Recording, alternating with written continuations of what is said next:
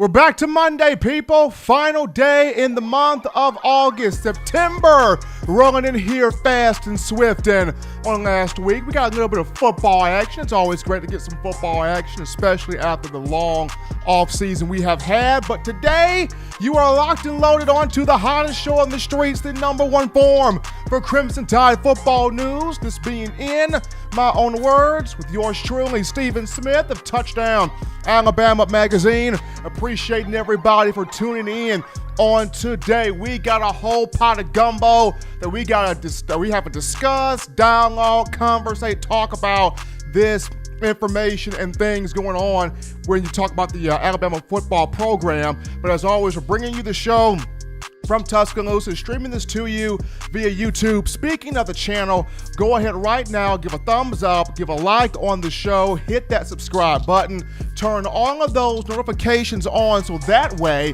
you can have the best in news, notes, and analysis on your Crimson Tide. And it's not just YouTube, we're streaming this to Facebook as well. So for all my Facebook people out there, Facebook family, coming to you guys also.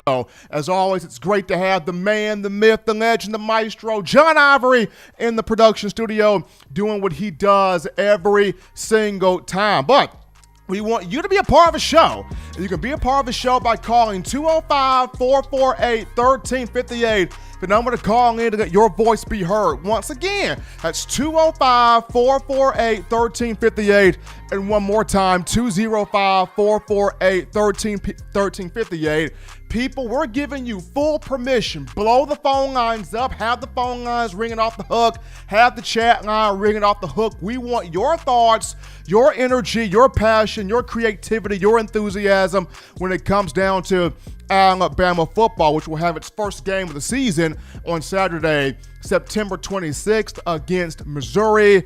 It had its first live action scrimmage of fall camp over the weekend. We'll get to that here in a moment. Also on today, Coach Saban, the Alabama football team, along with others at the athletic program, had a peaceful protest march from the Malmore Athletic Facility to Foster Auditorium on today. But along with that, we're going to get a chance to talk with Brandon Williams, the chief operating officer of Touchdown Alabama Magazine. We're going to get a chance to talk with Brandon Williams and also Justin Smith, the lead scouting and recruiting analyst for TDA, later on in the show. Going to be awesome to hear from those two. But we get it out. Topic number one of the conversation on tonight. Crimson Tide had its first live action scrimmage of fall camp. The first scrimmage, the 8th practice, took place at Bryant-Denny Stadium over the weekend. And while, of course, media were not allowed to be in there just due to the situation that we have right now in the coronavirus,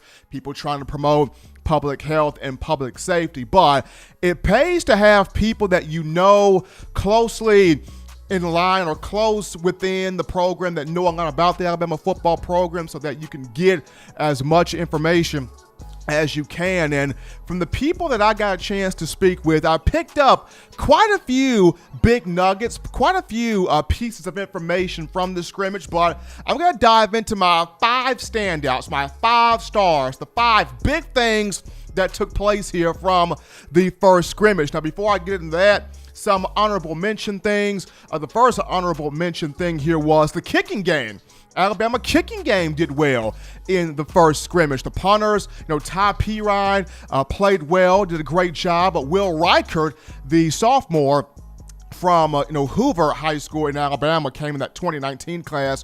Reichert, who missed a good portion of last season due to a hip flexor, I was told he made 2 field goals in excess of 50 yards. He drilled a 53-yarder and a 54-yarder with leg to spare. So that's big there for Reichert, especially when the Alabama fans out there, and yours truly in the media, and we always kind of talk about Alabama's a kicker array. It's a kicker away from being something really, really special. So to have that performance from Reichert, hopefully he continues to be on that path there. In terms of the running backs, all the running backs played well. Trey Sanders looked good. Najee Harris was a beast. I was told Brian Robinson had a good day, but of all the freshmen, how about Roydell Williams? Roydell had a big big scrimmage there over the weekend. It was not just him running in between the tackles or him, bouncing plays outside, but it was him also catching passes at the backfield. And in terms of pass protection, the pass pro, picking up blitzing linebackers, blitzing defensive linemen, blitzing guys in the secondary. As a young freshman, very, very strong in pass protection, that being one Roydell Williams. So continue to keep an eye on that young man, the alumnus of Hueytown High School in the Birmingham area, as he looks to have a big save on the field this year as a freshman. Now, we get into the 5 standouts here, 5 stars from the scrimmage. Number 1, Mac Jones at quarterback. Mac Jones did his thing. Now, Bryce Young did not play.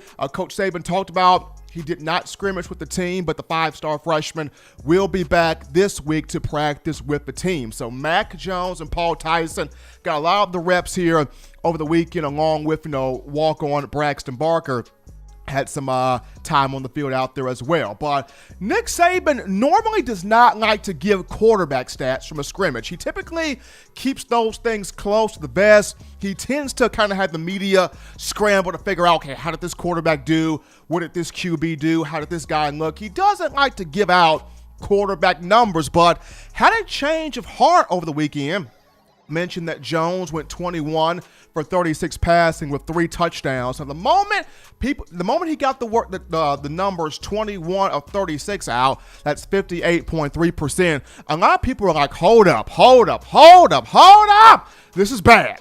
This is really bad. Accuracy issues for Mac Jones. This ain't good. He needs to tighten up. This is not what Alabama needs right now. He should have been way more than 21 for 36. And upon hearing, a lot of disgruntled attitudes from people, on social media, I inject myself into the situation, and it's, Jones and Alabama had not played competitively since the 1st of January. And when you have that in place, along with, not having a spring because of the coronavirus, and you have all this paranoia about, are we going to have football? Will we have football? Are we going to have a season? Will I be able to salvage something?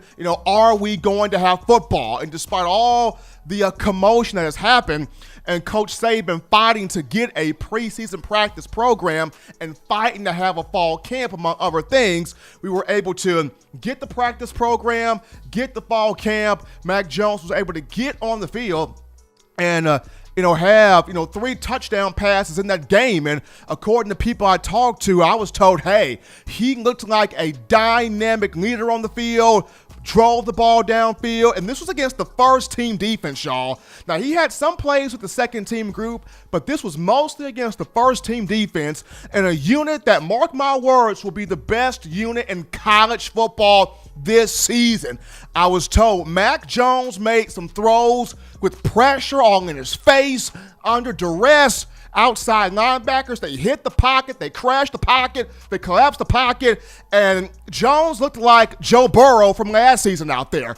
Cool, calm, under pressure, whipping the ball, even with the blitz in his face. He had 3 touchdowns in which, if he does not execute these passes perfectly, these 3 TDs don't happen. His touchdowns went to John Mechie, Najee Harris, and one Jaleel Billingsley at tight end. So this is a guy in Mac Jones. Went out there, worked his butt off, led the team, drove the ball downfield, put passes on target, even under pressure.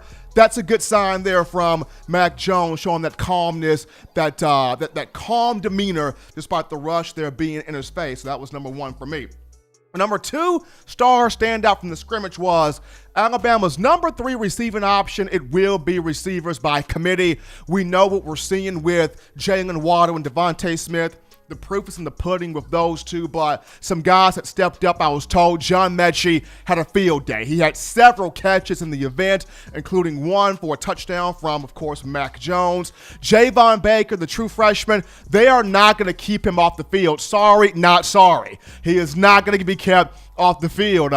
He had a touchdown in the scrimmage as well from Paul Tyson, who hooked up, with Baker and a guy that, at 6'1", 6'2", good size, big athleticism. He's got speed, a jump ball type target. He will get on the field. Bama won't be able to keep him off the field. And then Slade Bolden probably didn't have the most wowing of numbers, but he had some catches. He did exactly, what, he went out there to do, which was make plays, run crisp routes, catch the football, get up and down the field. So Alabama's number 3 receiving option will be a group by committee. Keep your eyes on John Mechie. He had several catches. Javon Baker, you're not going to be able to keep that young man off the field. And Slade Bolden had a good showing as well. Moving on down to the number 3 standout here from the scrimmage. The Alabama pass rush is back, folks. I mean, I had a guy talk to me. He was stuttering for 10 minutes straight. He was like, Steve.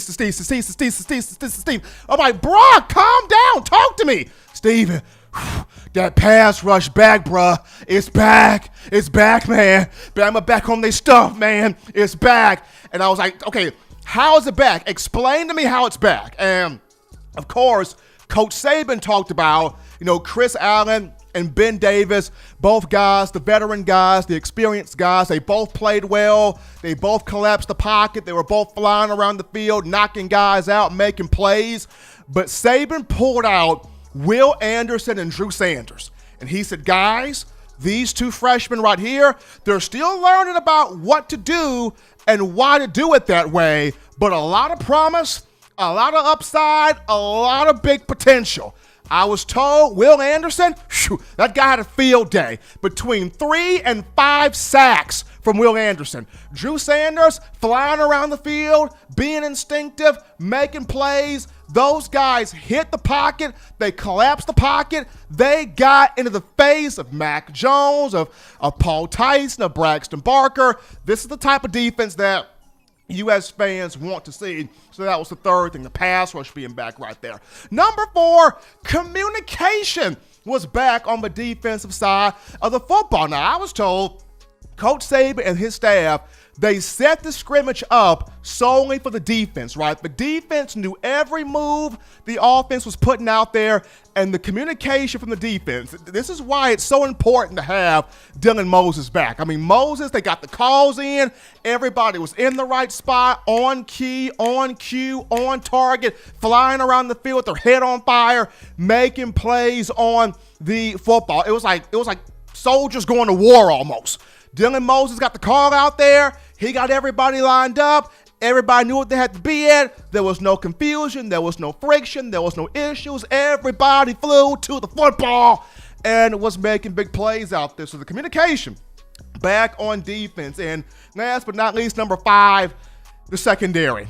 Quite honestly, the star position in the nickel package. Now, Coach Saban, proud of Patrick Surtain at corner, mentioned Josh Jobe and Marcus Banks have made significant improvement at corner.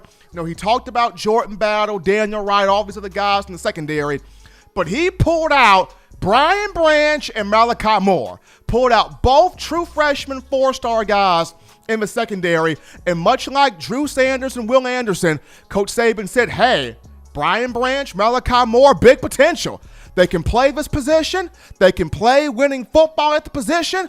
And hopefully, both of these 2 will be able to have some type of impact on this team. I was told both guys went above and beyond the call of duty. They made plays on the field. I was told Brian Branch has Minkah Fitzpatrick type tendencies. He's got that ability to create those turnovers, those interceptions from every angle on the field. In terms of Malachi Moore, may not be a highlight player, but I refer to him as the black Vinny Sunseri, and that's not a comment. That is a compliment. Malachi Moore to me, Vinny Sunseri to me was a dude that I covered. He thumper, he coverage, Sunseri intelligent, Sunseri instinctive, Sunseri the whole playbook, backwards, forward, sideways, knew where everybody was supposed to be, and on top of that, could make plays. You go back to 2013, Sunseri had the pick 6 against Virginia Tech that year, had the pick 6 against Johnny Manziel in Texas A&M,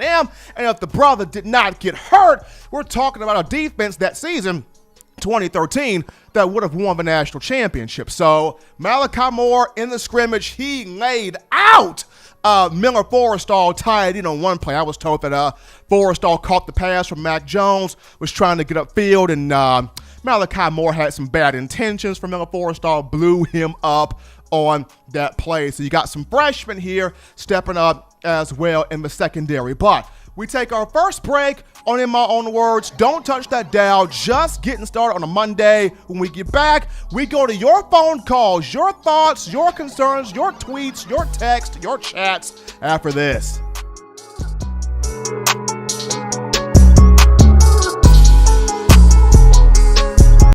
Every sports fan deserves the proper representation. Whitwell Sports introduces to you the Title Towel. Wave that Title Towel in the air like you just don't care in support of Nick Saban and the Alabama Crimson Tide. Only $9.99 and it lasts a lifetime. Head on over to whitwellsports.com and get your Title Towel today. Remember the taste of Grandma's delicious sweets? Emily's Heirloom Pound Cakes brings back those precious memories with just one bite. Each cake made from scratch. They make the perfect dessert to share with family and friends for any occasion, and ordering is easy. Visit Emily'sHeirloomPoundCakes.com. Click the online store and shop. Then pick up your fresh cake at the kitchen in downtown Homewood. Order yours online at Emily'sHeirloomPoundCakes.com. Emily's Heirloom Pound Cakes, making memories from scratch. We are back in from the break here, folks, on a Monday. Hottest show on the street, starting your work week off correctly in my own words with yours truly, Stephen Smith of Touchdown Alabama Magazine. Appreciating everybody for tuning in on today, the last day of the month of August. Tomorrow, first day of September, which would be 25 more days before Alabama takes on Missouri. Gosh, I'm excited. I mean, over the weekend, you had some high school football on TV. You had Central Arkansas versus Austin Peay. First college football game of the year. That was pretty cool there. Got a chance to watch a couple of moments of that game. But we're back on you, Tide Nation. We're on you, Tide Nation. 205-448-1358, the number to call in to let your voice be heard on the show. 205-448-1358. And one more time, 205-448-1358. Want to hear from you. Got to hear from you. Giving you full permission here. Blow the phone lines up. Ring the phone lines. Get inside that YouTube chat line. Leave your thoughts, questions, and concerns. What are you feeling?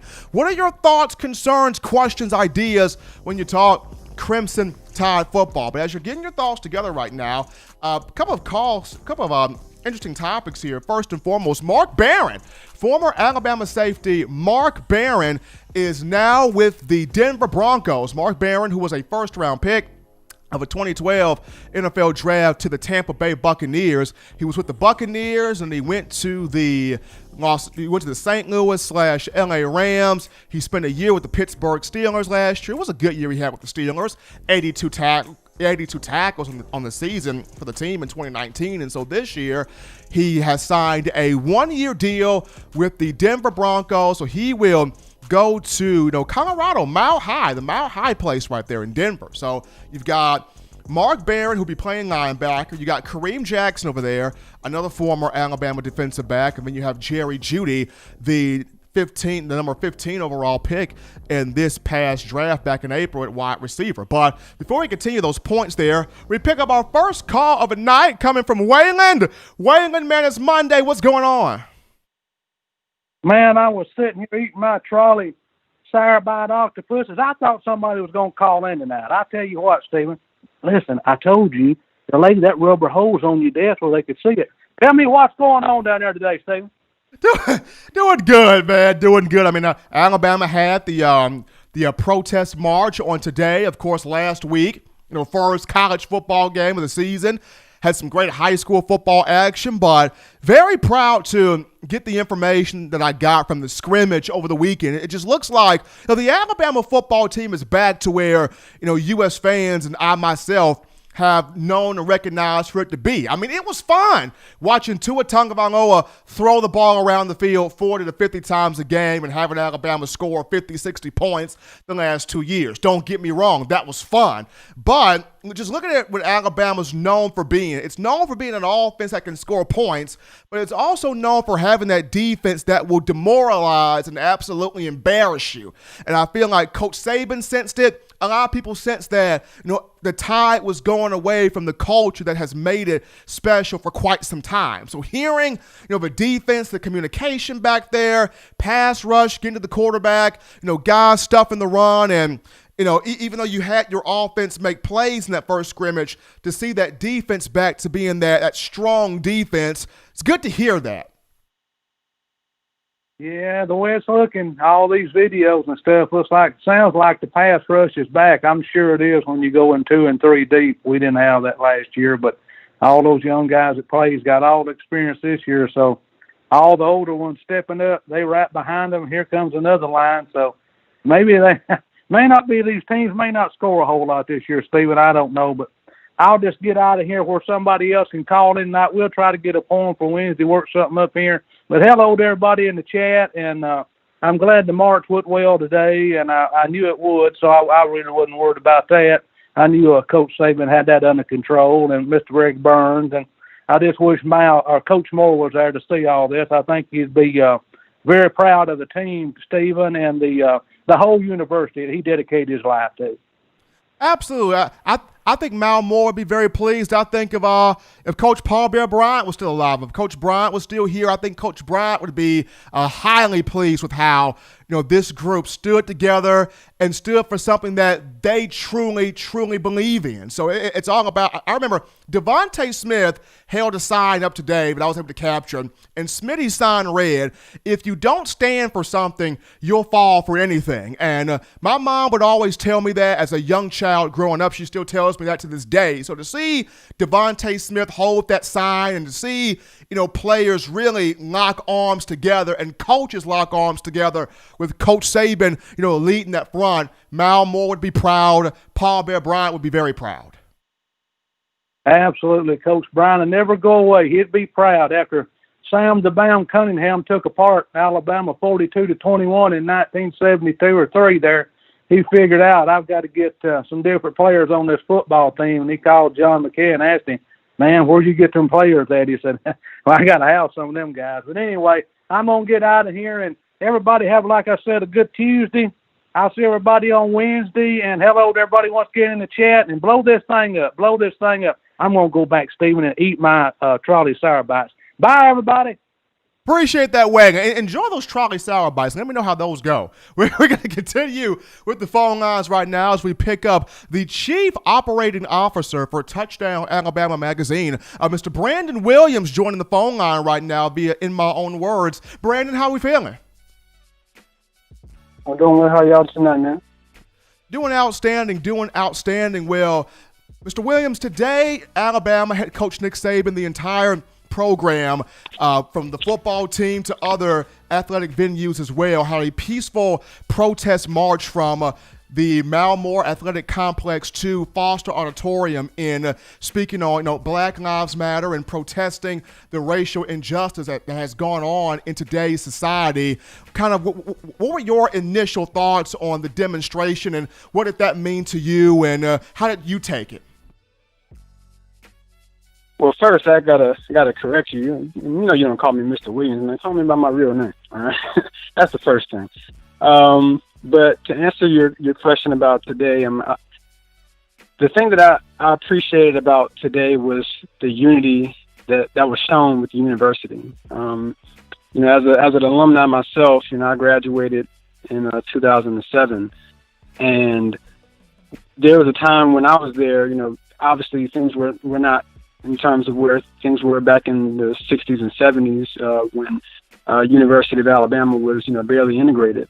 But we did have an incident on campus while I was there, and we, as the black students on the campus, we orchestrated a march, and we called it Black Wednesday, where all the students, all the black students, we said we were going to wear black that day, and we met at the Ferg, and we marched from the Ferg to Denny Chimes, and it was a great event. It was a great evening, and it kind of brought me back to that moment, mainly not necessarily for whatever people were marching for today, but mainly just the unity that was presented. And I think that was something that I like to see from the top all the way down, especially coming from the coach, arguably the most powerful coach in all of college football, to show the nation that he's standing by his players. And I think that sets a huge trickle-down effect, and definitely something that I think is very important for anybody that's a fan of college football, regardless of whether you agree or disagree with whatever went on today. I think the biggest thing that individuals who watched it should see is the camaraderie, the unity, the togetherness, the teamwork, all those things that coaches preach and teach to their players. That's what stood out to me the most, and I applaud those young men for doing that. You brought up Coach Saban there, Brandon. So just speak to the strength of Coach Saban, because for some people out there, they did not agree with what Coach Saban did, with him being such a strong public figure. I'm pretty sure he's got some messages to his email or text messages to his phone, or if he uses some type of technical device, that he probably may receive some messages that he probably does not want to look at this time. But to see him out there front and center showing to his players, hey, I'm not just your coach. Whatever you see that's important, whatever you value, I'm valuing too. So just kind of speak to the strength of Coach Saban being out there and putting himself out there on the front line, even when some people may not applaud it. Well, I mean, that's the thing about anything. Anytime you take a stance, I mean, you're going to have detractors. It doesn't matter if he would have came out and said that he didn't want his players to do a march. Somebody would have been against that. Somebody would have said, well, you're not standing by your players. They feel a certain way. And there would have been others who would have agreed and said, yes, stay out of the political aspect of it or whatever. So you're not going to please anybody. But I think at the root of it all, Nick Saban has shown over the years, no matter where he's been, all the way back to his Michigan State days, up until now, is that he's going to stand by his players, and he's made that very clear pretty much anytime he gets an opportunity to say, look, I don't have all the right answers, but what I do know is that if my players feel a certain way about something, I'm at least going to listen. I'm at least going to listen to what they have to say, and I'm going to make sure that at the end of the day, we figure out what's the best way to go about it. And, something that was peaceful. I mean, if you watch the footage today, it was very well organized, and it wasn't any chaos or anything like that. They just wanted to make sure that, if nothing else, we're coming together to show that we're all united. Again, no matter where you stand on it, we're all united. I am the head coach of this university, and these are my players, and I back them 100%. And that was the message that I think that was sent all across college football. And I'm proud to be an alumnus. I'm proud to be an owner of a publication that covers this team. If you're just tuning in to the show on a Monday, ladies and gentlemen, we have the Chief Operating Officer of Touchdown Alabama magazine, Mr. Brandon Williams, on the line right now. If you're just tuning in now, Brandon, just taking a step back here to Alex Leatherwood, Crimson Tide offensive lineman. He penned the piece of, all lives can't matter until Black lives matter. He penned the piece. I remember Leatherwood said about he's not a extroverted person. He doesn't talk a lot. He's more of a math and science guy than a writer, but he said this just came to him. He felt very strongly about it, and to get his teammates and, of course, Coach Saban involved, with the piece that was written back over the summer on June 25th, if I'm not mistaken. So for a guy that probably doesn't talk much, but for him to step out of his comfort zone a little bit and show that, hey, this is something that matters to me, and I'm going to get everybody involved, kind of speak to the courage of an Alex Leatherwood in this situation. Well, I think the beauty of whatever that's going on is, you never know when you get pulled to move to speak on whatever topic that comes about, and I think that speaks to his leadership. You see that a lot of these things that are going on, and the most important thing is you have these young players. I mean, Alex is, I'm not sure what his age, but I'm assuming he's around 21, 22 maybe. And you got kids that are coming in 18, 19, and they're reading everything that's going on. They're seeing these videos that are shared, and they're seeing these athletes, in NBA, NFL, making all these demonstrations, and they want to feel like they're a part of something. They don't want to feel left out, and they want to feel like they can use their voice. And you have to have somebody that says, okay, I don't have maybe the right answer, but this is what is in my heart, and I guess that's what he did. And again, I applaud him for the way that he did it. I applaud the University of Alabama for sticking by him and putting it together in a very palatable video that was able to galvanize everybody that watched it. Now, you mentioned also that, once again, you being a part of Touchdown Alabama Magazine, the chief operating officer of this brand that has been around since 2007. Of course, I myself am very fortunate to be able to join in 2009. But being a part of a Black-owned brand that is covering Alabama football, that does our best to bring the news to listeners out there from every different angle, seeing where our country is, our nation is right now. How proud are you to be a part of something that we're giving you football, but we're giving you everything from just a different lens, a different perspective? Well, I'll tell you, Stephen, when I first, got an opportunity to join Touchdown Alabama in 2015, this being my 5th year as one of the ownership, that's exactly what I wanted to make sure that we were able to bring to the masses.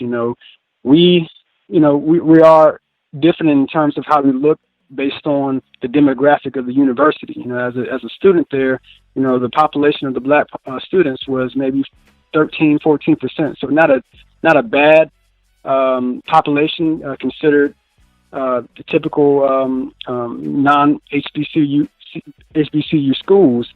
But when you look at the players, the team is comprised of 75 to 80% Black. And they don't necessarily have a voice or people who are in the media that look like them, and not even that, but not just people in the media that look like them, but the ownership behind that. Everybody else that is within our colleagues, are different race, and to be able to represent the university and have it be done by people who look like us, was definitely something that was big for me, because I never saw that, in terms of me when I was in school there. And the history of the university, I don't want to go too deep into it, but we all know the George Wallace standing in the school door to block the Black students from entering. To come from all the way back there to see where we are now, I mean, it is absolutely amazing just to see the unity that was shown. I mean, you saw Black, white, whatever other nationalities today marching, side by side together, and that's what you want to see. That's what Martin Luther King and everybody with this dream was speaking towards. So me having an opportunity to be a part of the university in some kind of way as an owner of this great publication, it just speaks volumes to where we've come. And not only that, what we're attempting to do is to deliver the information, the Alabama football news, the notes, the recruiting, all the things that encompass that umbrella.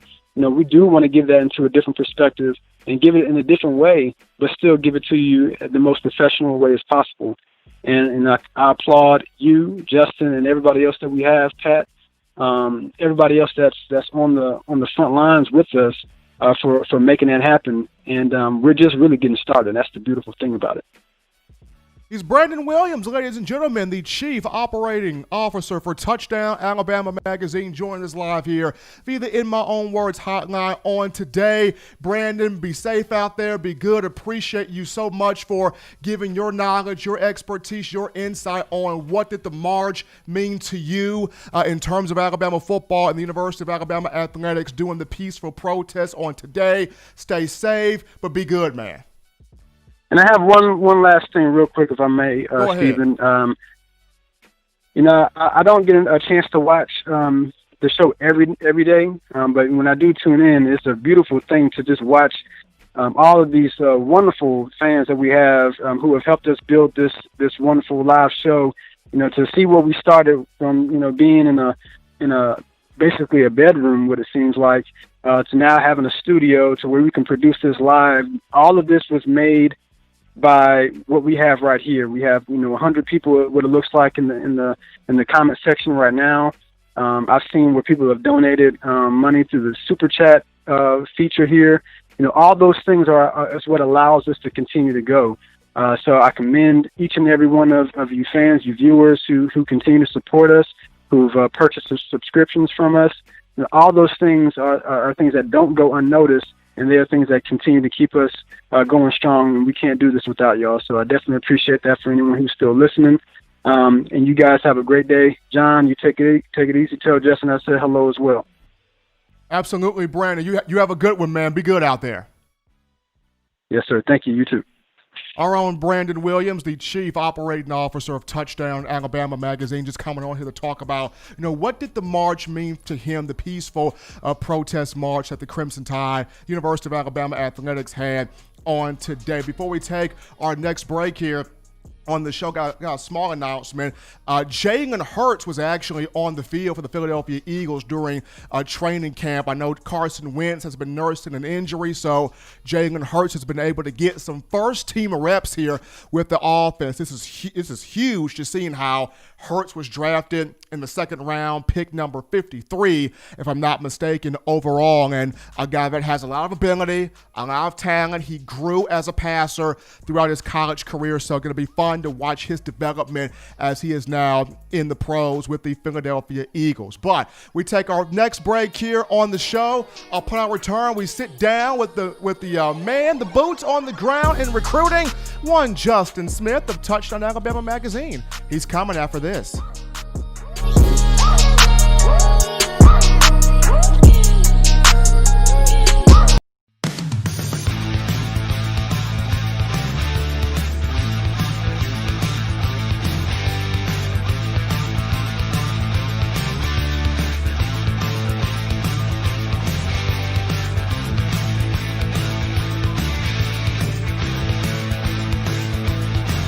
T-Town Menswear in the University Mall in Tuscaloosa.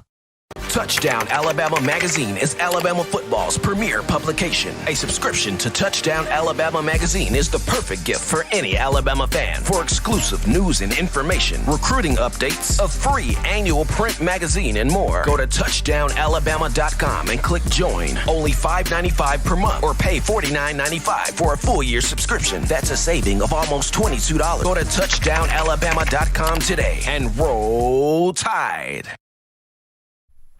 We are back in, folks, from the break on the hottest show on the streets on a Monday. Starting your work week off correctly, number one forum for Crimson Tide football news. And as always, we got the family affair in the room here. The boots on the ground, the man, myth, and legend in recruiting, that being one Justin Smith of Touchdown Alabama Magazine. And Justin, as always, man, you are the better looking man in the room. I am the floating spirit, but how you feeling? I'm feeling pretty good, Steve. Always great to have Justin here on the show. So over the weekend now, Alabama picked up its 20th commitment. I can't believe it.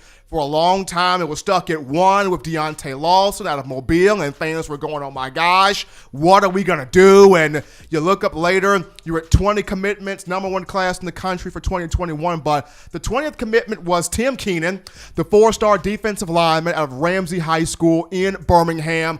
He talked about, I want to be a legend. I saw Marcel Darius come here, Deron Payne come here, Quentin Williams come here. Of course, DJ Dale's at Alabama now. All of these guys representing the Birmingham area. Talk to me, Tim Keenan. How huge was this? I think this is a great pickup for the Tide. It's huge based on how long they have been recruiting Keenan.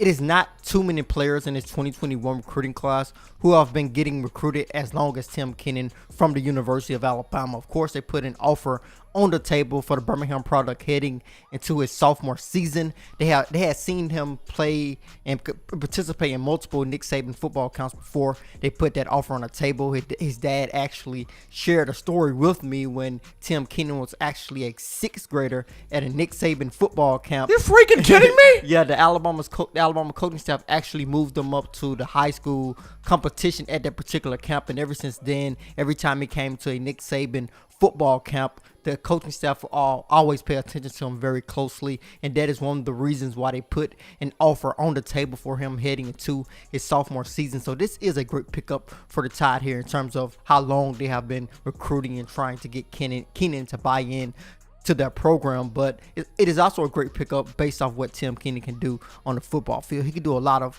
great things. Of course, he's a bit oversized at the moment. He could stand to lose a couple of pounds to participate and compete at the next level efficiently, but I definitely think he brings a lot to the table. You're looking at a guy who stands at 6'2", weighs approximately 330 pounds at the moment. He is not the fastest guy. Of course, he's not going to play sideline to sideline. He does not fit that mold, but he brings a lot to the table. A guy who can be very strong as an inside defensive tackle. A guy who can lower the boom when he gets when he gets his hands on you, you are not going anywhere because of how strong he is. So I definitely think it is a great pickup for the Tide here. Tim Keenan III, the 4-star defensive tackle out of Birmingham. When you look at Marcel Darius, Deron Payne, Quentin Williams, DJ Dale, and Dale still growing, but the guys before Dale have all showed to be strong two-gap defenders. Yeah. They all showed to be great run stuffers, and more times than not, especially Quentin Williams showed, hey, I can rush the passer also. So there's hope there for Tim Keenan to be the next Birmingham product to come to the University of Alabama and be a big deal. Now, a guy you went down to see over the weekend was Ian Jackson out of Prattville High School, playing his first game. They played against Stanhope Elmore, really good school right there. What did you see from Ian Jackson? Because from watching your videos, that young dude was lighting everybody's face up. Yeah, he does a lot of great things. I knew from watching his film previously that he was a great prospect. I was very impressed seeing him in person. You're looking at a kid who has added on some weight. He has a much thicker frame during his senior season for Prattville High School. So it was a lot of different impressive things about his game on last Friday. He really anchored the Prattville Lions defense in my mind. A lot of things were impressive about his game. Of course, he was able to play sideline to sideline, make a lot of great plays, play inside linebacker, rush off the edge, showing off his explosiveness off the edge, showing that he can be a really, really great disruptor of the offense off the edge. But I was also impressed with what he did on the sideline. As I got a chance to spend all day with Ian Jackson on Friday, but I was really impressed with what he did on the sideline. When the defense was off the field, how he commanded guys, when the defense coordinator was talking about the last series, they were watching film of the last series. You could see him talking to younger guys saying, yo, you got to do this on here. Yo, you got to help me out over here. Yo, that was a good play. Yo, that was a nice play. After every play, you see him shaking his teammates' hands, showing, hey, that was a good play. That was a nice play. I really like that about Ian Jackson. Probably was more impressive than the game he played. Coach on the field is one Ian Jackson for Prattville High School. Now, of course, you had him as a 4-star, but upon talking to you recently, you said might move him up now. I think he has earned that bump up to that 5th star. Was it because of him putting on that weight that you feel that way, or just his overall game that you saw on the field, his leadership on the sideline? What is having you with these thoughts of he's earned that right to now move up to that 5-star, that 5th star? Yeah. I moved Jeremiah Alexander up to the 5th star, the 5-star linebacker out of Thompson High School, the 2022 linebacker who is actually verbally committed to the Tide at the moment. I moved him up, as you just said it, as you kind of hinted to it at that. I moved him up because of what he did on the football field for Thompson in between the whistles before the whistle was blown. You can see that Thompson's defense, it really strives off making adjustments. They make adjustments after every play, it seems. And you could tell that Jeremiah Alexander, when I got a chance to see him line up for Thompson when they played Oxford on last week in the first game of his junior season, you could see that he really knew what was going on before the coaches even called in a play. You could tell he knew that the coaches wanted him to rush off the edge. They wanted him to play inside linebacker. And he was very, very impressive. A kid who I really like at that inside linebacker position. When I got a chance to catch up with them last summer at Thompson High School, he actually told me that a lot of recruiting sites have him listed as a defensive end because Thompson likes to use him as an edge rusher, but he knows, and Thompson's coaching staff knows, that he is going to be an inside linebacker at the next level. So that is what they are trying to slowly work him into, and I really like the transition that he has made. You could tell he can quickly transition to know that, yo, I am going to rush off the edge here. Yo, I'm going to play inside linebacker here. He knows what the play is going. He knows what everything is going on. You could tell that he studied tape. You could tell that he studies film of Oxford High School before that particular game. And also, you could tell that Oxford knew where he was on every particular play because they really ran away from him for most of the game. Folks, if you're just tuning in to the show here on a Monday on In My Own Words, live in studio, we got the man, the myth, the legend in recruiting, Justin Smith of Touchdown Alabama Magazine, talking Crimson Tide recruiting for 2021. And Justin, another guy that played his butt off was Deontay Lawson over the weekend out of a Mobile Christian High School, in Mobile, in that area right there. And I was seeing how he had like 24 tackles, 25 tackles, something like that.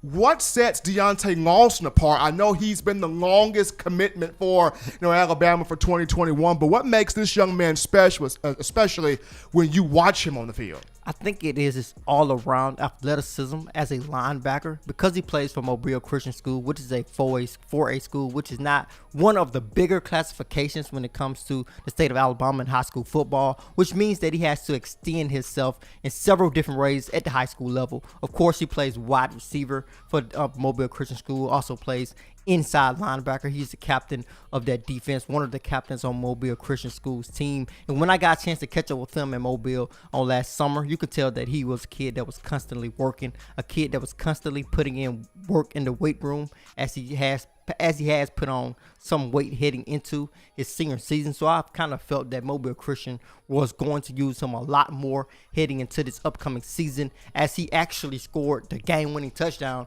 on Friday on the offensive side of the football, showing off that all-around athleticism and also picking up those 20-plus tackles, showing that, this is my defense. I am going to command this defense. I am going to lead by example, and that is how you lead by example, going out there and getting 20 tackles on the defensive side of football, and also being a weapon on the offensive side of football, as he was able to make a couple of big runs, and which ultimately led to him scoring the game-winning touchdown and also scoring the game-winning two-point conversion to seal the win. Absolutely. Now, when you look at just this 2020 class, there's a lot of those guys participated in Alabama's first scrimmage over the weekend. The two guys that Nick Saban highlighted, well, he highlighted multiple guys, but among the guys he highlighted, you look in the secondary, Brian Branch and Malachi Moore. You spent a great deal of time with Malachi Moore. You got a chance to cover Brian Branch, the young man out of Sandy Creek High School in Tyrone, Georgia, but both guys played at the star position during the scrimmage. Brian Branch was first-team star, Malachi Moore second team, and Coach Saban very impressed with both guys. Now, they have different strengths. They bring different things to the table. If you could just kind of speak to what makes Malachi Moore different than Brian Branch, but how do both guys sort of work together in that sense? I think they are both great players. I think Brian Branch has a natural playmaking ability tied to his game. That is something I really like about him. I think he's a bit more athletic than Malachi Moore in terms of being an all-around athlete. Both of these guys played basketball in the past. Of course, Brian Branch played basketball throughout his high school career. Malachi Moore did not play during his junior and senior season, but he does have a basketball background. He did play some AAU basketball in the past. So both are great athletes. I do think Brian Branch is a bit more athletic than Malachi Moore, and I also think Brian Branch is just a natural playmaker, but Malachi Moore is just a tough kid, a kid with a lot of toughness. If I had to describe him in one word, it would be battle-tested. This is a kid who has been tested a lot of times during his career at here at Trussville High School, and when I say battle-tested, he has gone up against some great wide receivers. Even at here at Trussville High School, the Zaylen Worsham, who was committed to Alabama at one point, that guy was good. He was pretty good at here at Trussville. He went on to sign with the University of Miami, of course, but he had to go up against the Zaylen Worsham a lot during his high school career. Not only Worsham, George Pickens. When George Pickens was at Hoover High School, he had to go up against George Pickens. But not only George Pickens, we're talking about Jaden Hazelwood, who's one of the wide receivers at Oklahoma who could really explode this upcoming season. I saw Malachi Moore go head-to-head with that guy. Of course, Jaden Hazelwood won a couple of battles, but you could tell in that game that Malachi Moore was really knowledgeable. You could tell that he used the sideline as a second defender, did the little things, because Jaden Hazelwood was quite possibly one of the fastest guys I've seen play football. So when you're dealing with one of those guys, you know if you get a step on you, he might be gone. So you have to do the little things. You have to make sure you're doing all of the little things right. Make sure you're playing them inside out when you need to. Make sure you know where your help is, and also make sure you know that the sideline is a second defender. And also, along with those guys, he had to compete against Paul Tyson in practice every day also, as Paul Tyson was the quarterback of those Hewitt-Trussville teams. But But Justin, even when you look at just the linebackers, the young linebackers for 2020, Coach Saban looks at all four guys. He looks at Quandarius Robinson. He looks at Chris Braswell. Of course, Will Anderson and Drew Sanders, but he pulled out Anderson and Sanders just due to, those guys were flying everywhere in that first scrimmage. Will Anderson between 3 and 5 sacks. Now, I didn't get any numerical data on Drew Sanders, but I was told, hey, this dude, versatile. This dude plays with his hair on fire. He's running around everywhere, knocking guys' blocks off. So you got a chance to look at both of those two guys, Anderson and Sanders. Which one to you gives more of a thump? But which one to you is the more all-around outside linebacker? Well, I think Anderson brings a lot of the thump. I think he's very versatile. You're looking at a defensive player who could rush from the inside and also rush from the edge. And when he comes to make a hit, he's coming to make a hit. He's coming to make sure that you feel him. So I really like that about Will Anderson. But also Drew Sanders, you're looking at a very versatile kid. I think he's a kid that is going to get it done no matter where you put him at. And I think that is something that speaks to him. You could tell that he did a lot during his time in high school in Texas at Ryan High School. You can really tell that in his mind, it is wherever you put me at, I am going to produce. Whatever you need me to do, I am going to do it. Sometimes you get those type of players who say, yo, coach, where do you need me? Okay, I'm going to do whatever I need to do to help the team. And I think Drew Sanders does that. He does it very well. And when you look at his high school tape, you could tell when he played Wildcat quarterback, he was able to make plays. You lined him up at wide receiver, he was able to make plays. You lined him up at inside linebacker, he was able to show off his comfortableness as a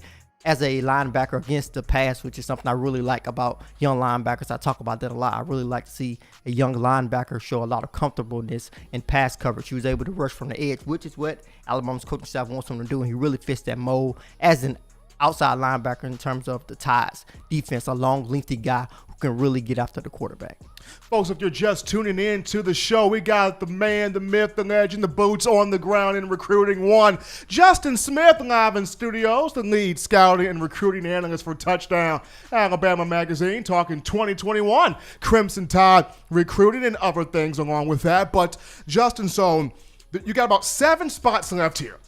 You got 20 commitments in now with Tim Keenan being the latest one. You got about 6 to 7 spots left. And what all Alabama fans want to know right now, who fills those last 6 to 7 spots? The last time I spoke with you, you told me it could be confusing. It could be crazy. We don't know. There could be a couple of guys that may come back around on Alabama. At first, did not want to look at Alabama. So when you discuss these last 6 to 7 spots here, what are you seeing?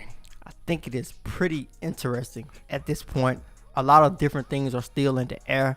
There are some whispers that visits may open back up, and that opens a huge load of different storylines. I mean, just hearing you go through it sounds painful. That opens up a lot of different storylines if visits are allowed again before National Signing Day, even before the early signing day. So I think that opens a lot of different questions. But there are a couple of guys to pay attention to, a long list of guys. Really, you have Terrion Arnold. I'm just going to rattle off some names. The defensive backs first. You have Terrion Arnold. You have Jordan Gilbert, another guy to pay attention to. You're looking at also a linebacker and Xavier Sorey. You can look at other guys when you look at all of these other positions, especially the offensive line. Alabama has 4 offensive linemen verbally committed at the moment. They are still recruiting a lot of other guys. Looking at Eric Cage, William Griffin Parker, and also Amarius Mims. William Griffin Parker has a commitment date set for September 4th, and Amarius Mims has a commitment date set for October. Looking at the defensive end position, there are so many names there. You're looking at Shamrick Jackson, Tomache Adilier, Shemar Turner. You also look at Christian Zachary, a 3-star defensive end out of Georgia. There are so many different possibilities. I think it is a great problem for the Tide to have. I think they have a lot of different options still on the board. I'm pretty sure I have left out some names. Robbie Oops is another name I'll pay attention to coming up here with the Tide. Missing out on Jalen Sheed recently, with Jalen Sheed verbally committing to the LSU Tigers. So there are a couple of other names to pay attention to coming up, but there's a long list of other guys just to rattle off basically who could possibly commit to the Tide in the future. He's Justin Smith, ladies and gentlemen, the lead scouting and recruiting analyst for Touchdown Alabama Magazine, coming on in studio as he does from time to time to give us the nuggets, the news, the lowdown in recruiting. Justin, as always, man, appreciate you for coming on, taking time out of your day. I know you got to get on the road to go coast to coast, state to state, town to town to these games, tracking these athletes, but you be safe, man. You be good on the road. We're going to take another break here on the show, but upon our return, we jump back to the phone lines where we entertain your phone calls, your tweets, your chats, your questions. You thought I forgot about y'all. No, I did not. We take your phone calls after this.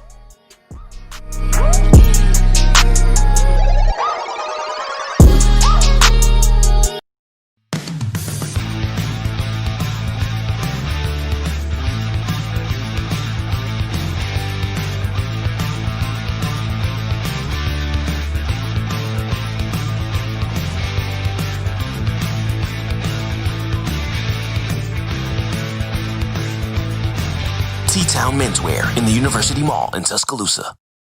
Touchdown Alabama Magazine is Alabama football's premier publication. A subscription to Touchdown Alabama Magazine is the perfect gift for any Alabama fan. For exclusive news and information, recruiting updates, a free annual print magazine, and more, go to touchdownalabama.com and click join. Only $5.95 per month or pay $49.95 for a full year subscription. That's a saving of almost $22. Go to touchdownalabama.com today and roll Tide.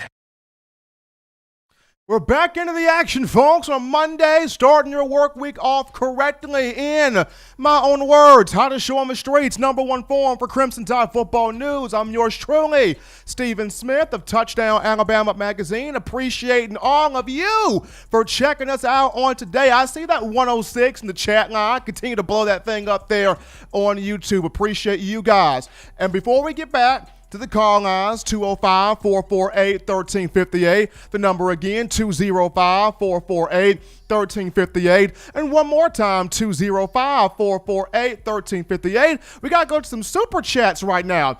First one up, the president of the TDA fan club on YouTube, Waylon, dropping in that cool $1.99. $1.99 with super chats from Waylon. Willie351 scoots on in here with $8.88 in the chat line. Marcus Davis dropping in that $4.99. Appreciate that, Marcus. Roll Tide and Rise Up dropping that $10 in from Roll Tide and Rise Up. And Philip Sanders, that cool Abraham Lincoln, $5 from Philip Sanders via the super chat. So appreciate all the love coming from you guys. But we take a phone call right now on a Monday. You're live on In My Own Words. What's going on?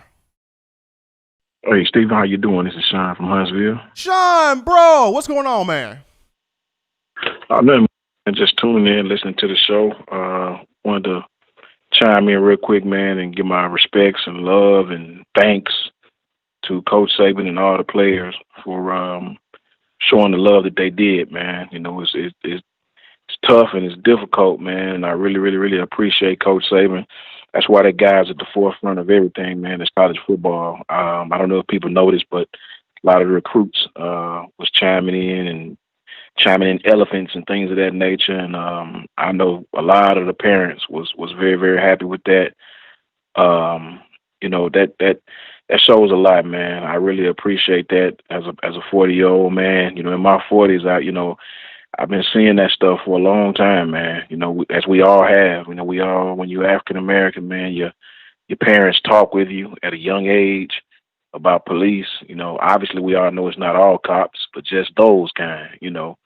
And it's tough, man. It's tough growing up, being a part of these things, and it becomes natural. I'm sure, as I'm sure you already know. You know, you go through it all your life, and to have Coach Saban being a football coach and, you know, stepping outside the realm of football to really show, you know, he give a, you know what, that's big, man. I'm telling you what I know just from coaching these people that goes a long way with parents. It goes a long way. It goes a long way with the young men to show that that you care, man. And want to get your thoughts on that. Absolutely. I was very proud of Coach Saban. I was very proud of Coach Saban, and I've been proud of Coach Saban from him taking a stance, with these players. Now, I know, of course, a lot of people may say, well, why didn't the university do something sooner when this was first starting to happen? Why they didn't say anything sooner? Why didn't they jump on it first? And I know a lot of people have those thoughts, but at the end of the day, it's better to say something and do something than not to do anything at all. And sometimes it's better to be late than never. You want to be on time. You want to be the first one out there. You want to be first to the pot of gold, so to speak. But the main thing is being able to show your voice and show your action even when you may not be first. But the fact that you showed your action and you did it in a way to where people saw what you did, they saw how passionate you were, they saw how you followed your convictions, and they saw how you stood beside the people in your organization, especially these young men, especially these players. So absolutely, Sean, this is huge for Saban in the eyes of these young men, these recruits coming up. This is huge for Saban in the eyes of the parents of these recruits, but bigger than that, it's huge for Saban in the eyes of the players that are already there, the parents that are already there, and just showing that, hey, you may not agree with how I do things, but I do things for the betterment of this program, of the players that are around me, that these parents have put in my care. You got to take your cap off to the 6-time national champion for not being afraid to put himself on the front line. Exactly, man. And my last question is, did you hear anything from the scrimmage about Jace McClellan, the running back? All of the freshmen play, all the backs play. I didn't hear. Well, the one thing I heard specifically about Jace was great burst, especially out the backfield catching the football. I heard this young man's got great burst, the ability to be kind of a quick twitch, catch the ball, turn, spin, get upfield. He's got a gear to him. I kept hearing this young man has a gear to him. So he can explode. Now, Roydell Williams kind of has the in between the tackles, bounce to the outside, pass blocking ability, but somebody that just has a burner type gear to them, Jace McClellan, absolutely. Right. Thank you, Stephen. I appreciate you taking my call. What's up to everybody in the chat? And as always, we will continue to support. Absolutely, Sean. You have a good one, man. All right, you too. Love Sean calling in. We continue with the phone calls. You're live on In My Own Words. What's going on? How you doing, Stephen? Doing fantastic, how you man. guys doing? How are you? Man, doing great, man. Love the show. You guys got the best show on the planet. I don't know why anybody would listen to anything else. Justin, it's really nothing like it as far as out there on football coverage goes. Man, I appreciate that, man. But, hey, I am the floating spirit, man. This is John Ivory and Justin Smith, man. I just call myself blessed to be a part of these guys. Yeah, no doubt, man. No doubt. Me as a fan, I try to listen to other stuff. You guys just have the best out there, man. But question I have for you is, who do you see winning the SEC East this year, and do you see any dark horses? I know Georgia's kind of the favorite. Do you think Florida has a shot? And do you see any dark horses, in the SEC making some noise this year? Good question. Do I see Georgia winning the East? They've got the most talent defensively, but after a scrimmage that Georgia had over the weekend and Kirby Smart took his press conference, Coach Smart seemed a little bit concerned about his offense. He seemed quite a bit concerned about his defense aside from the first team unit. So there are some things that Kirby Smart and Georgia got to get cleaned up there. I know they lost a receiver in Dominic Blaylock for the year to a torn ACL in his knee. So, Georgia's got some things to work on. But I like Florida. I think Florida has a shot. Can they come up? That's the question. But I do like Florida. Now, in terms of dark horses in the SEC, dark horses, I have two. I have two sort of dark horses in the SEC. So my first dark horse would be Tennessee.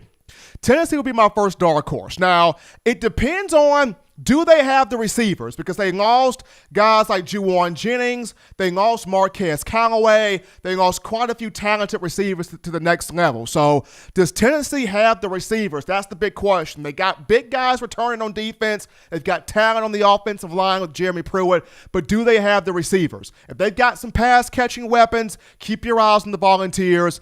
The second dark horse, I would go Texas A&M as the second dark horse. And the reason why, it's Can Kellen Mond finally take that jump? That's the big question, because A&M, they recruit running backs well. They've got wide receivers. They've got offensive linemen. Last year, under Mike Elko as the defensive coordinator, they made improvement. The one thing that's been holding A&M back is Kellen Mond the guy? Can he go from good to great? What's keeping him from sort of making that jump? Is it him or is it Jimbo Fisher? Is Jimbo Fisher just not the coach? And this year, we're going to start figuring that out even more. So my two dark horses, I look at Tennessee, I will look at Texas A&M.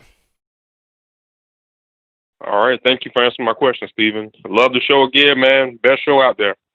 Appreciate the call, man. Take it easy, man. Continue to listen to us. We continue with the call-in segment on a Monday. Got a bit ahead of myself there. You're live on In My Own Words. What's going on? Hey, Steven. How are you doing this afternoon?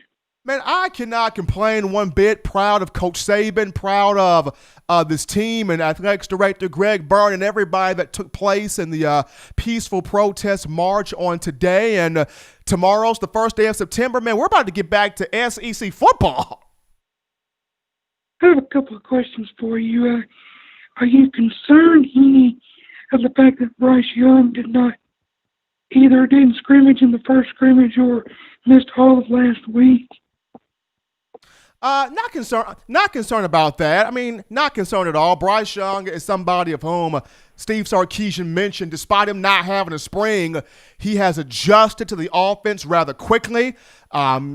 He's played well in the practices that we've been able to see in terms of the clips we've been provided by the Alabama Athletics Department. Now, the one thing with Bryce is, can he continue to grow in hitting on the small things? And a lot of those small things he would have picked up more on if he would have had a spring practice. But I'm not concerned. I'm not concerned at all. I mean, Bryce Young is somebody, he's a fighter, he's a competitor, he's a guy that likes to push everybody else to be better. So Bryce Young will be back in practice this week as they'll be back out there on the field on Tuesday. I'm not concerned. Was there any reason why he wasn't there this week?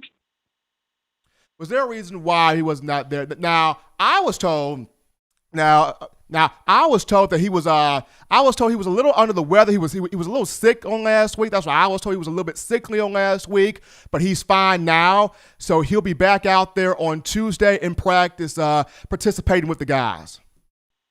But it wasn't COVID related. Was it COVID related?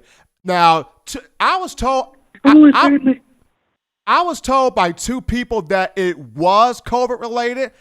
Two people that are very close to the program that it was COVID related, that happened on the week before last week. But like I say, he's back now. He was out there marching with the team on today. So tomorrow, I expect for Bryce Young to be back out there on the field. Okay. Well, first of all, it's good that he's cleared from it, and that because he just don't seem like the kind of guy that would get in trouble or anything. Oh, absolutely not. Great kid. Great young man. So if he had to say quarantine, I completely understand. But my second question was, we have a great offensive line, great running backs, and I think Mac Jones will be the starter. But would you agree that it would be Slade Bolden and John Mechie as the 2 or 3, or could you see Javon Baker cracking the rotation as the 3rd or 4th receiver? It's going to be receiver by committee, Chris. I'm telling you this right now. I mean, John Mechie has been incredible thus far in spring practice. He had a huge scrimmage, caught a touchdown pass, had several catches. Slade Bolden didn't put up huge numbers, but he will definitely be worked in, and they will not be able to keep Javon Baker off the field. So to me, the main 2 guys we know is Devontae Smith and Jalen Waddle. The third guy, you will see Javon Baker out there. He's going to play. You will see John Mechie out there. You will see Slade Bolden out there. And whichever one of the 3 can just really, really rise and shoot off and take over, then that one person will kind of separate themselves from the 3. But right now, all 3 guys will play, Mechie, Bolden, and Javon Baker. But we appreciate the call as always, man. Keep listening to us. Yeah, good talk to you, Stephen. Roll Tide. Absolutely. Continue with the phone calls here, y'all. Lighten us up now on a Monday. You're live on In My Own Words. What's going on? Hey, good evening, Stephen. Doing well, man. Doing well. Proud to see Coach Saban and these guys, peaceful protesting, standing for what they believe in. But what's on your mind right now? I kind of wanted to comment a little bit on that. Not that I don't really agree with what they're marching for or anything like that. I just wish that we kind of stay out of some of the stuff like that. I mean, I respect Coach, and I know that he's got a lot of influence, and I know that the players and all that. I hear what some of you guys were talking about earlier. Is just I think that they got to find other things other than this, because I mean the guy that they're marching for, I'm not even sure if they really understand, but I just wish that we just kind of just stick to the football stuff and just kind of stay out of all the madness. I mean, we got enough going on with the Trump and Biden kind of fighting back and forth. I really don't want to have to get Alabama and stuff like that. And I don't know, man. I'm just kind of just talking right now. I just really didn't really want us to kind of get involved in this type of conversation, but I don't know. I mean, it's just kind of getting late, and I was just hearing you guys talking, and I just love Alabama. I just don't want to see anything happen to where they're going to try to take the season, and anything. I feel like they'll give it any reason to try to cancel the season, and something like this. It may not necessarily be this, but anytime you get kind of political, you kind of force the powers that be, so to speak, to kind of make a decision or something. And I don't know, man. I guess I'm just a little scared, I mean, I want to support the players, and I want to, support the coaches and everything like that. I just don't want the season to get canceled, and I don't know. I'm just a little worried there, Stephen. I understand where you're coming from. I understand where you're coming from. It's a double-edged sword. It really is, because you want to support the players. You want to support what Coach Saban's doing, but at the same time, I mean, us as people, football, athletic sports, it kind of just brings everything together. It brings a sense of unity.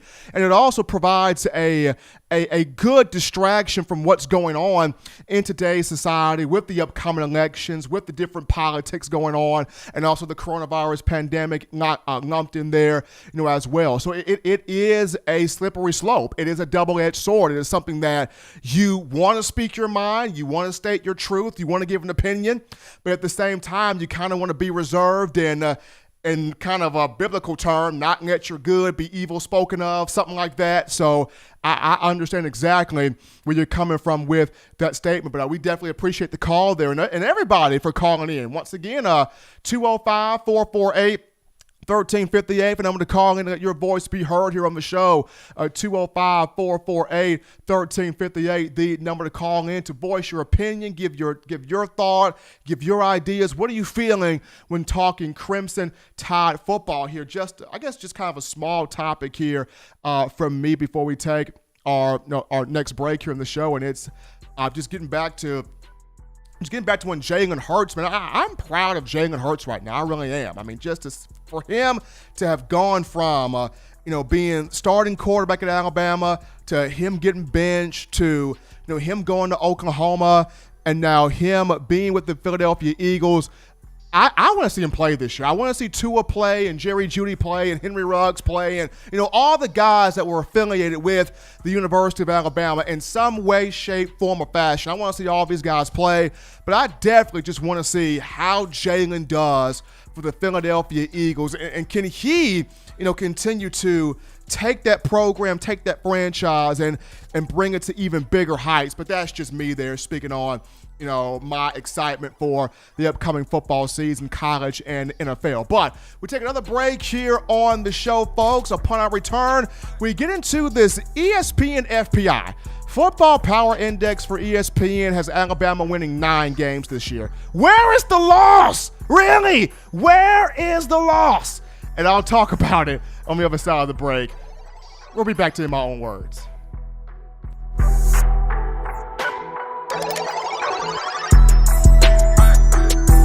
If If you're an avid Alabama Crimson Tide fan and you love to flaunt it, then show your Alabama Crimson Tide support by grabbing the All Bama sneakers. They feature bold Crimson Tide graphics, so no one will be able to question where your allegiance lies. When you add these sweet sneakers to your Alabama Crimson Tide collection, go to stsfootwear.com and use the code TDAlabama for $15 off your purchase. That's code TDAlabama for $15 off your purchase. Go to stsfootwear.com and get your All Bama sneakers today.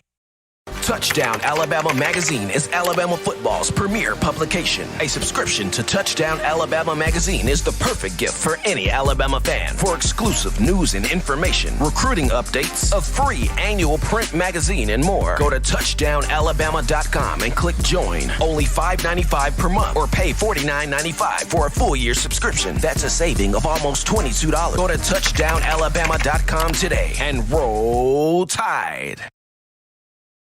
All right, people, we are back in from the break on the number one source for Crimson Tide football news. In my own words, with yours truly, Stephen Smith of Touchdown Alabama Magazine, getting your work week started off correctly. We appreciate all the phone calls, all the chats, all the tweets, all you guys blowing us up to start off your work week. But before we get into the next topic of conversation, got to remind you of TDAwear.com. That's TDAwear.com. If you are a diehard Crimson Tide football fan, you eat it, you breathe it, you sleep it, you go to church in it, you're a diehard Alabama football fan. You can't get enough of that Tide football, and you are in support of these players and Coach Saban, then we got to have you go to TDAwear.com and purchase you the We Want Football shirts and the Let Them Play shirts. That's the We Want Football shirts and the Let Them Play shirts. Now, you can get other apparel on top of this. Don't just limit yourself to these two shirts. You got other apparel here, but go to TDAwear.com to get you the We Want Football shirts and the Let Them Play shirts, showing your support for the University of Alabama, the players, and us here at Touchdown Alabama Magazine. But we get into the ESPN FPI. ESPN Football Power Index came out over the weekend. And for the SEC Western Division, they've got Alabama projected to win 9 games, 9 of 10 games. They're the top team in the SEC West and the entire SEC, because in the East, they got Georgia projected to win 8.2 games. But Bama projected to win 9 games. My question is, where's the loss if you're projected to win 9? And I'm not saying that because I cover Alabama. I'm saying this because of the truth. Where's the loss? Because you are going to be hard-pressed to find a loss on this schedule. I mean, you play Georgia week 4 of the season. I just talked about that. Georgia, they will not have Dominic Blaylock. He's out for the year at wide receiver due to a knee injury. They have Demetrius Robinson helping out with George Pickens, but that's it. I mean, who wins the quarterback job? Is it JT Daniels? Is it Jamie Newman? We don't know. Kirby Smart has expressed concern with his offense. He's expressed concern with his second and third team defense. When you got Kirby Smart being concerned, this ain't quite good there for the Georgia program, especially with Alabama healthy thus far, knocking on wood now, healthy thus far, entering week 3 here of fall camp. And then you got folks saying, well, look at LSU. LSU has lost to everything but the kitchen sink.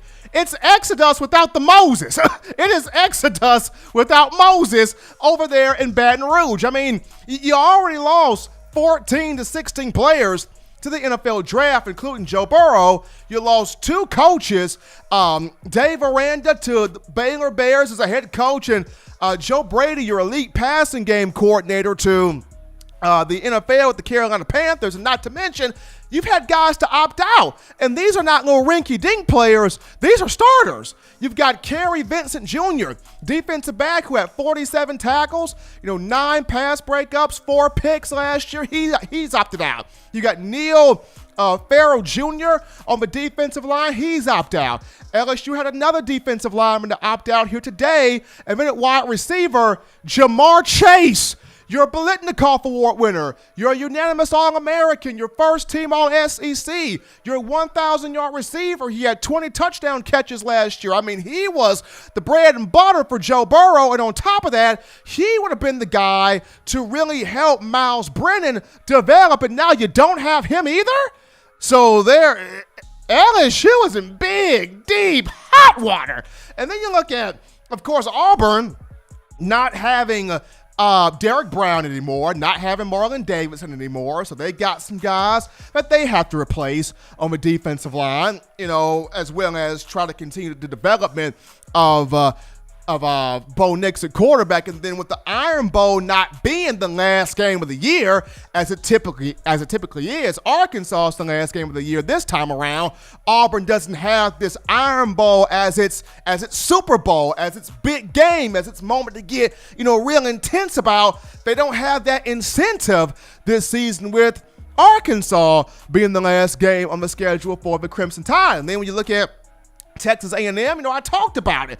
They've got everything except for, is Kellen Mond the guy? Can he take that next step? Can he make that next jump? We'll have to figure out. We have to see. We haven't had the proof in the pudding just yet that he is going to be the guy. It's just so many question marks with so many teams. So many question marks with so many teams. So when the ESPN FPI states Alabama's going to win 9 games, I'm really wrecking my brain here trying to figure out, okay, where's the loss? There could be a loss to Georgia. There could be a loss here. There could be a loss there. But saying could be a loss and that is going to be a loss is two different things, because you got so many teams that have a lot of question marks. And right now, when you look at Alabama, especially after this first scrimmage where you got the defense flying around the field making plays. You got Dylan Moses back controlling the communications department of that defense. You have the defensive line. I mean, good luck trying to move the ball on DJ Dale or Brian Ray and Christian Barmore, who's bad, man. Good freaking luck trying to move the ball on those guys. Then you got guys behind them like Ishmael Sopsher and Stephon Wynn and Jamil Burrows and Jamarian Latham and Byron Young and Justin Boydman, and the list goes on. So good luck trying to handle that right there. And then in the secondary, you got guys that are stepping up. In the secondary, offensively, Alabama's got the offensive line. I mean, yes, it's playing musical chairs at center between either Chris Owens or Emil Ikior Jr. or Darian Dalcourt. Of course, my coin there is on Dalcourt. But even with all that's going on in Alabama in fall camp, there's not just a whole bunch of holes or question marks for the Tide versus when you look at LSU. Will Ed Ogeron be able to field a team? That's a legit question. Will Ed O be able to put a team on the field? Because with each passing second, somebody's opting out. Will he be able to even field a team? You look at Georgia. Is Kirby Smart not going to be as concerned as we continue to move forward? Because he sure sounded concerned after the first scrimmage. A&M, is Kellen Mond the guy? Auburn, do you move forward? Can you continue to increase the development of Bo Nix and have guys to replace Derek Brown and Marlon Davidson on the defensive front? You look at Tennessee. Tennessee's a good program, but do they have the receivers? Is Harrison Bailey the quarterback? Is he the guy to really take this team to the next level? Ole Miss. I mean, we know what Lane Kiffin can provide offensively. They've got John Rice Plumlee. They got Jerrion Ealy. They got Elijah Moore at wide receiver. But defensively, what does Ole Miss look like defensively? They lost Freddie Roach, the D-line coach to Alabama. So what does Ole Miss have? What do they look like on the defensive side of the football? So many questions right now for other teams. Right now, Alabama stays healthy. I see an undefeated team to a national championship because right now, this group, hungry, dynamic, locked in, tired of all the mess they had to put up with for the last 2 years, 2018 and 2019. But that's just my 2 cents there on that thing. But you want the best in news, notes, information, fans, on your Crimson Tide. It's very simple and easy to do. You can get this by accessing the Touchdown Alabama Magazine app. You download it from your iPhone App Store if you're rocking Team Apple, Google Play Store if you have the Android phone. For your audio listening needs, we got you covered here. iTunes or Apple Podcasts, Spotify, Stitcher, Spreaker, Google Play, Overcast.fm, TuneIn Radio, or iHeartRadio. We have you covered there. If the good and gracious Lord sees fit, I'll be back on Wednesday, continuing the conversation that is Tide football. As always, Bama fans, you can purchase individual copies of Touchdown Touchdown Alabama magazine. Have those sent to your door. Link will be found in the description. And also, don't allow the clock to strike 12 being midnight, before you pick up that subscription, that online subscription to Touchdown Alabama magazine. Go on to touchdownalabama.com, click join, only $5.95 a month to be a part of the online subscription, be a part of our community, our family. You get the latest news on Alabama, you get the print magazine, you get the exceptional recruiting news from our own Justin Smith, but this is the last night, the final night. You can get this to Touchdown. You can get this for $5.95 a month, via touchdownalabama.com. So go there right now. Click on there right now before the clock strikes 12 to get that magazine, to get that online subscription. In terms of the magazine, the print magazine comes out at the end of the year.